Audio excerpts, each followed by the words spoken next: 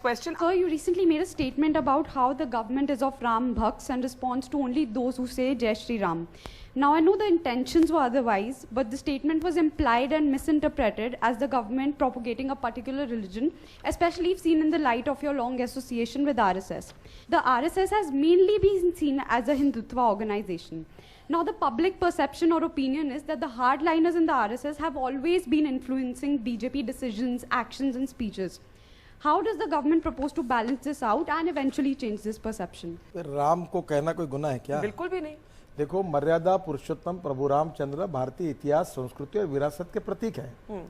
दूसरी बात, जय श्री राम और जय राम भारत में नहीं कहा जाएगा तो कहाँ कहा जाएगा?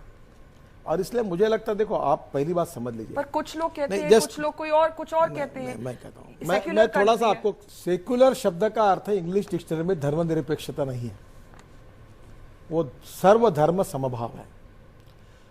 हमारी भारतीय संस्कृति, इतिहास और विरासत इस बात की द्योतक है कि सर्वसमावेशकता, सहिष्णुता और सर्वधर्म समभाव ही हमारी विशेषता है।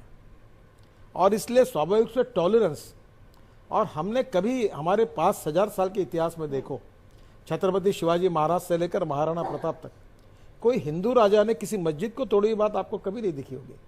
और इसलिए आज हमारी संस्कृति, इतिहास, विरासत, मैं जैसे महाराष्ट्र में छत्रपति शिवाजी महाराज का फोटो लगाकर भगवान जैसा मानते हैं, प्रभु रामचंद्र, महाराणा प्रताप, अब ये हमारे लिए एक आइकॉन है और हम उनको, उनके जीवन को आदर्श मानते हैं।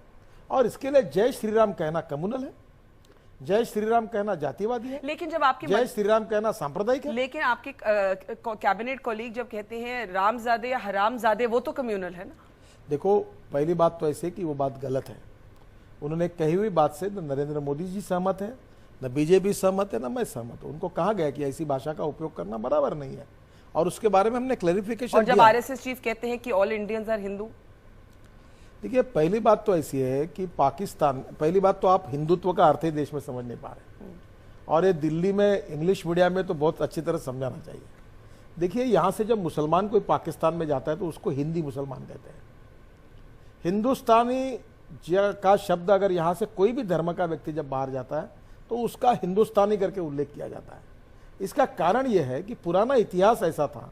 मुझे बताइए, एक महाराष्ट्र में बहुत बड़े नेता थे कांग्रेस का, भी उनका निधन हो गया, और महाराष्ट्र के मुख्यमंत्री भी थे, मुस्लिम थे।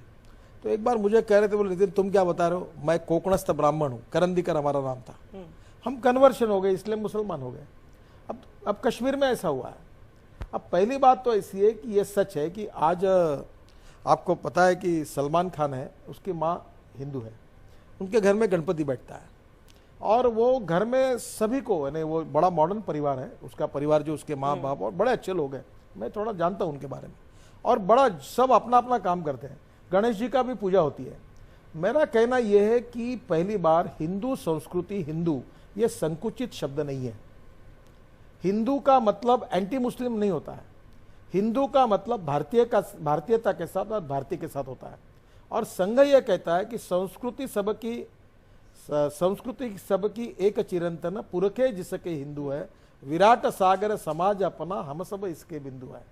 उनका कहना यह है कि उपासना पद्धति बदल गई, पर एक समय इनके पूर्वज तो हमारी थे, हम सब एक है, हमारा खून एक है, हमारा इतिहास एक है, हमारी विरासत एक है, पर उन्होंने बाद में धर्म बदल दिया। इसलिए पर एक परसेप्शन है कि आरएसएस में भी कुछ लोग सरकार से नाराज हैं। अब आप तो संघ के ही लीडर माने जाते हैं, आरएसएस के करीब है। अरुण शौरी जी आरएसएस के करीब मैं जीन की पैंट पहनता हूँ, मैं एकमात्र आदमी हूँ जो बीजेपी में पैंट शर्ट पहनता है और मैं धोती कुर्ती, तो मैं कैसा आरएसएस का पक्का आदमी हो गया? पर आप है, ये तो आप मजाक कर रहे हैं। अरुण शौरी जी जो आरएसएस के करीब माने जाते थे, उन्होंने बड़े क्रिटिसिज्म की है आपकी सरकार की।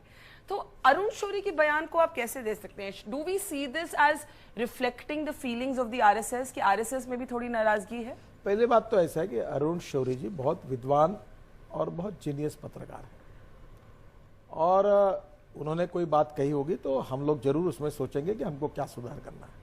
पर अरुण शौरी जी के बयानों को आरएसएस के साथ जोड़ना बराबर नहीं है। अब जहां तक अभी नागपुर में तृतीय वर्ष चालू है, अभी सब लोग मिलने के लिए आते हैं, तो ये चर्चा होगी कि बहुत लोग नाराज है, नितिन गडकरी नाराज है, राजनाथ सिंह नाराज है, मनोहर पर्रिकर नाराज है, क्योंकि सब मिलने जा रहे थे भागवत जी तो को। मैंने पूछा भागवत जी को कि ये आपने सबको समय दिया, तो उन्होंने ऐसा कहा कि तृतीय वर्ष के समय में 8 दिन नागपुर में रहता हूं, तो जो भी कोई मुझे देश से मिलना चाहते तो मैं उनको नागपुर का समय देता हूं।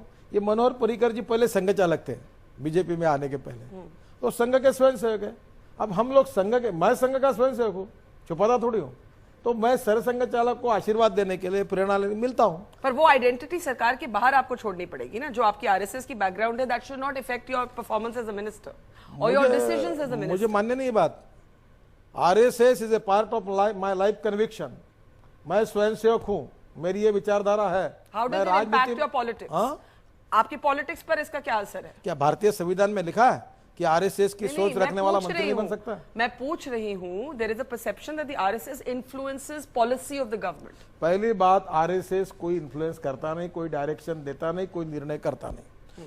अगर 1 घंटा चर्चा होने के बाद अगर उनके 2 इंटरेस्ट की कभी विषय, एक तो एजुकेशन का होता है या कभी डिफेंस का होता है। अभी मैं चाबार में गया था, वो पोर्ट बना, तो मुझे पूछा क्या हुआ, कैसा हुआ, चाबार से अफगानिस्तान से रशिया तक जा सकते।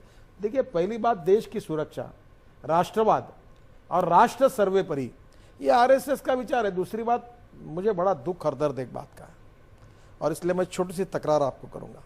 कभी कभी क्या होता है ये दिल्ली में कि तुम कैसे हो इससे अच्छा तुम कैसे दिखते हो इसको महत्व प्राप्त होता है, और मेरे जैसे सीधे लोगों को दिल्ली में बहुत बार शिकार बनना पड़ता है। संघ के साथ इतना अन्याय होता है और संघ के बारे में इतने मिसकंसेप्शन फैलाए जाते हैं कि लोगों के मन में इतना कंफ्यूजन क्रिएट हुआ है।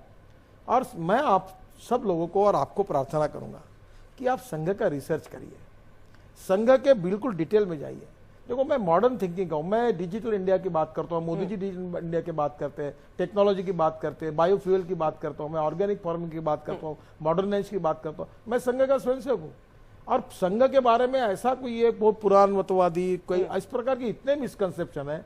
एक दुर्भाग्य हमारे साथ जुड़ा हुआ है, image versus reality and ground reality versus perception. Okay, next question.